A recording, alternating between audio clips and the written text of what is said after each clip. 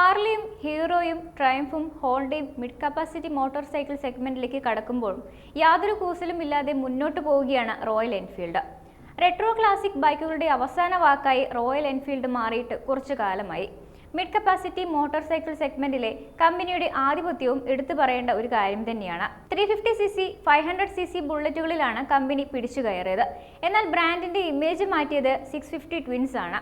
Parallel twin എഞ്ചിനുമായി വന്ന ഈ premium motor സൈക്കിളുകളെ ഇരുകൈയും നീട്ടി ആളുകൾ സ്വീകരിച്ചു.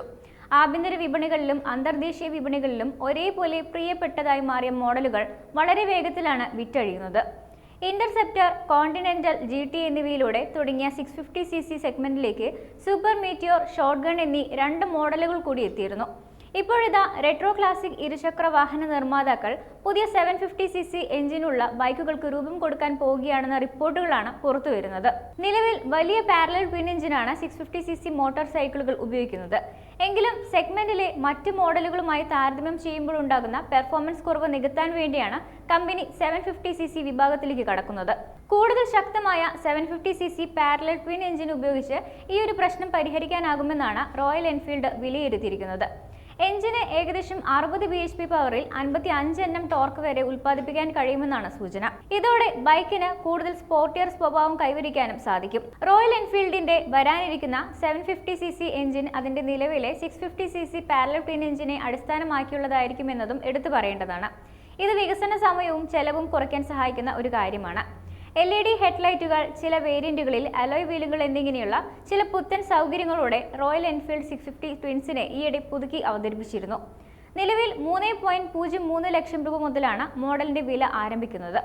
വില അധികം നൽകേണ്ടി വന്നാലും പുതിയ എഞ്ചിൻ വരുന്നതോടെ വിൽപ്പന കൂടുതൽ ഉയരുമെന്നാണ് കരുതുന്നത്. ഈ വർഷം ഏപ്രിലിൽ റോയൽ എൻഫീൽഡ് മൊത്തം 81,870 ബൈക്കുകളാണ് ഇന്ത്യയിൽ വിറ്റഴിച്ചത്. കഴിഞ്ഞ വർഷം ഇതേ കാലയളവിനെ അപേക്ഷിച്ച് 11.94% വർധനവാണ് വിൽപ്പനയിൽ ഇപ്പോൾ ഉണ്ടായിരിക്കുന്നത്. സബ് 350cc വിഭാഗത്തിലെ ഡിമാൻഡ് വർധനവാണ് ഈ ഒരു വളർച്ചയ്ക്ക് കാരണം. കമ്പനിയുടേതായ 750cc പതിപ്പുകൾ കൂടാതെ ക്ലാസിക് 350 ഫേസ് ലിഫ്റ്റ് ആണ് ഇനി കാത്തിരിക്കുന്നത്. LED head lamp, LED tail lamp, പുതിയ അലോയ് വീലുകൾ, ട്യൂബ്ലെസ് ടയറുകൾ എന്നീ ഫീച്ചറുകൾ ഉപയോഗിച്ച് ക്ലാസിക്കിനെ കൂടുതൽ മോഡേൺ ആക്കാനുള്ള ശ്രമമാണ് റോയൽ എൻഫീൽഡ് നടത്തുന്നത്. ഇതുകൂടാതെ ക്ലാസിക് 650 പതിപ്പും ഈ വർഷം അവസാനത്തോടെ വിൽപ്പനയ്ക്ക് എത്തിയേക്കുമെന്നാണ് റിപ്പോർട്ടുകൾ. ഇതിനു മുന്നിൽ ടെലിസ്കോപ്പിക് ഫോർക്കും പിന്നിൽ ഡ്യുവൽ സ്പ്രിംഗും മുന്നിലും പിന്നിലും ഡിസ്ക് ബ്രേക്കുകളും ഡ്യുവൽ ചാനൽ ABS-ഉം ലഭിക്കും. ഇതിനോടൊപ്പം 650cc എഞ്ചിനുമായി ബ്രാൻഡിന്റെ പുതിയൊരു അഡ്വഞ്ചർ ടൂറർ ബൈക്കും എത്തിയേക്കും. 650cc പ്ലാറ്റ്ഫോമിലെ റോയൽ എൻഫീൽഡിന്റെ ആദ്യ ഓഫ് റോഡ് മോഡലിന് ഇന്റർസെപ്റ്റർ BR 650 എന്ന പേരായിരിക്കും ചിലപ്പോൾ ഇടുക. വാർത്തകൾ വേഗത്തിലറിയാൻ ഞങ്ങളുടെ YouTube ചാനൽ സബ്സ്ക്രൈബ് ചെയ്യൂ.